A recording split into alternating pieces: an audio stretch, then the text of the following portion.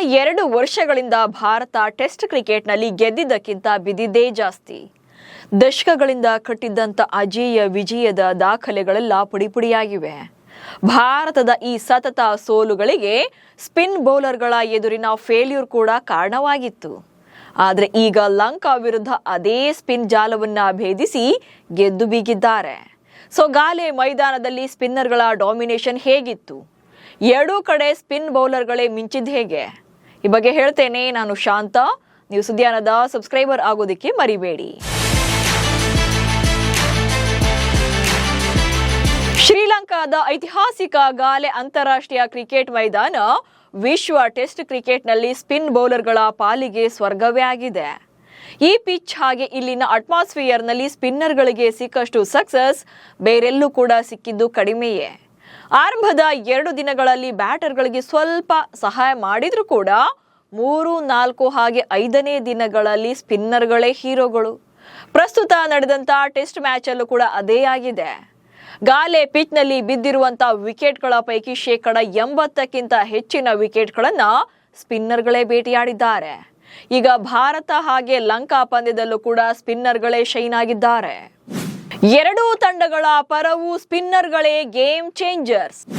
ಗಾಲೆ ಮೈದಾನದಲ್ಲಿ ನಡೆದ ಮೊದಲ ಟೆಸ್ಟ್ ಪಂದ್ಯದಲ್ಲಿ ಭಾರತ ಗೆದ್ದಿದೆ.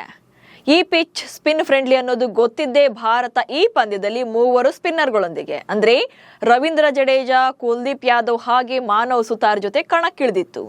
ಭಾರತಕ್ಕೆ ಈ ಕಾಂಬಿನೇಷನ್ ವರ್ಕೌಟ್ ಕೂಡ ಆಗಿದೆ. ಹಾಗೆ ಎರಡೂ ತಂಡಗಳಲ್ಲೂ ಕೂಡ ಸ್ಪಿನ್ ಬೌಲರ್ಗಳೇ ಮೇಲುಗೈ ಸಾಧಿಸಿದ್ದಾರೆ.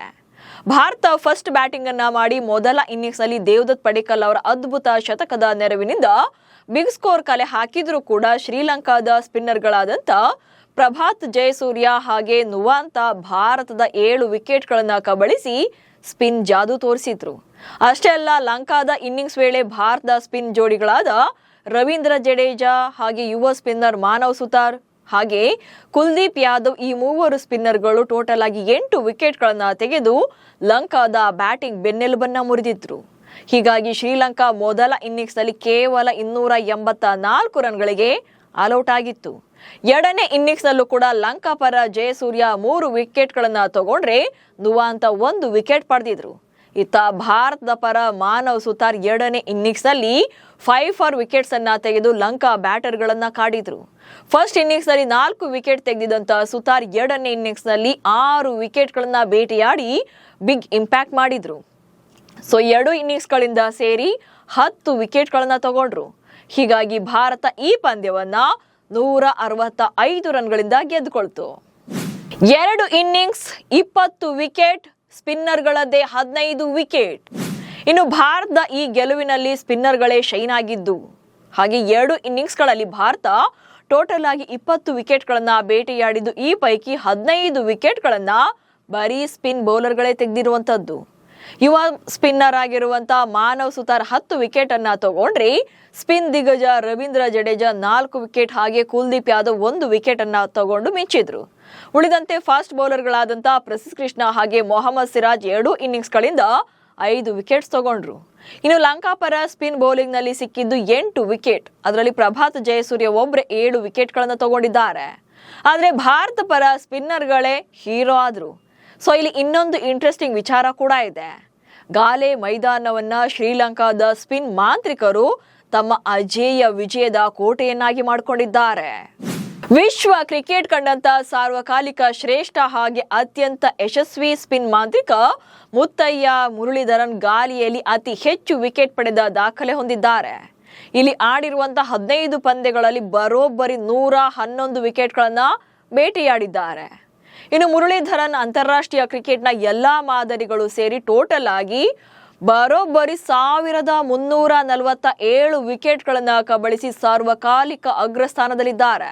ಸ್ಪಿನ್ ಬೌಲರ್ಗಳ ಪಾಲಿಗೆ ಸ್ಫೂರ್ತಿಯಾಗಿರುವಂತಹ ಮುರಳೀಧರನ್ ಇದೇ ಗಾಲೆ ಮೈದಾನದಲ್ಲಿ, ಅದು ಕೂಡ ಭಾರತದ ವಿರುದ್ಧವೇ 2010ರಲ್ಲಿ ತಮ್ಮ ವೃತ್ತಿ ಜೀವನದ ಕೊನೆಯ ಪಂದ್ಯ ಹಾಗೆ ಕೊನೆಯ ಓವರ್ನ ಕೊನೆಯ ಎಸೆತದಲ್ಲಿ ಪ್ರಗ್ಯಾನ್ ಓಜಾ ವಿಕೆಟ್ ಅನ್ನ ತೆಗೆದು 800 ಟೆಸ್ಟ್ ವಿಕೆಟ್ಗಳ ಐತಿಹಾಸಿಕ ಮೈಲುಗಲ್ಲನ್ನ ತಲುಪಿದ್ರು. ಟೆಸ್ಟ್ ಕ್ರಿಕೆಟ್ನ ಇತಿಹಾಸದಲ್ಲಿ ಬರೋಬ್ಬರಿ 67 ಸಲ ಇನ್ನಿಂಗ್ಸ್ ಒಂದರಲ್ಲಿ 5 ವಿಕೆಟ್ಗಳು ಹಾಗೆ 22 ಸಲ ಪಂದ್ಯವೊಂದರಲ್ಲಿ 10 ವಿಕೆಟ್ ಪಡೆದ ಜಗತ್ತಿನ ಏಕೈಕ ಬೌಲರ್ ಅಂದ್ರೆ ಅದು ಮುತ್ತಯ್ಯ ಮುರಳೀಧರನ್ ಅವರೇ. ಇನ್ನು ಮುರಳೀಧರನ್ ಬಳಿಕ ಗಾಲೆಯಲ್ಲಿ ಸಿಂಹ ಸ್ವಪ್ನವಾಗಿದ್ದಂತ ಹೆರಾತ್ ಕೂಡ 102 ವಿಕೆಟ್ಗಳನ್ನ ಪಡೆದು ಸಾರ್ವಕಾಲಿಕ 2ನೇ ಪ್ಲೇಸ್ನಲ್ಲಿದ್ದಾರೆ. ಅಟ್ ಪ್ರೆಸೆಂಟ್ ಅಂದ್ರೆ ಪ್ರಸ್ತುತ ಲಂಕಾ ಪರ ಆಡ್ತಾ ಇರುವಂತ ಎಡಗೈ ಸ್ಪಿನ್ನರ್ ಪ್ರಭಾತ್ ಜಯಸೂರ್ಯ ಕೂಡ ಗಾಲೆಯಲ್ಲಿ ಹೀರೋ ಆಗಿದ್ದಾರೆ.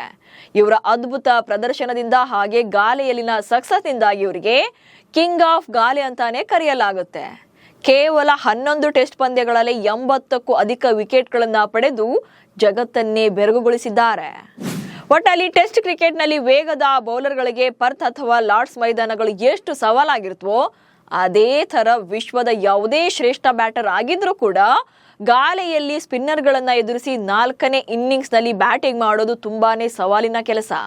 ಹೀಗಿದ್ರೂ ಕೂಡ ಭಾರತ ಲಂಕಾದಲ್ಲಿ ಸ್ಪಿನ್ ವ್ಯೂಹವನ್ನ ಯಶಸ್ವಿಯಾಗಿ ಭೇದಿಸಿದೆ. ಕಳೆದ 2 ವರ್ಷಗಳಿಂದ ಭಾರತ ಟೆಸ್ಟ್ ತಂಡ ಸ್ಪಿನ್ನರ್ಗಳ ವಿರುದ್ಧವೇ ಪರ್ಫಾರ್ಮೆನ್ಸ್ ಕುಸಿತ ಕಂಡಿತ್ತು. ಆದ್ರೆ ಈಗ ಸ್ಪಿನ್ನರ್ಗಳ ಸ್ವರ್ಗದಲ್ಲೇ ಗೆದ್ದಿರೋದ್ರಿಂದ ಸ್ವಲ್ಪ ರಿಲ್ಯಾಕ್ಸ್ ಅಂತೂ ಸಿಕ್ಕಿದೆ. ನಮಸ್ಕಾರ.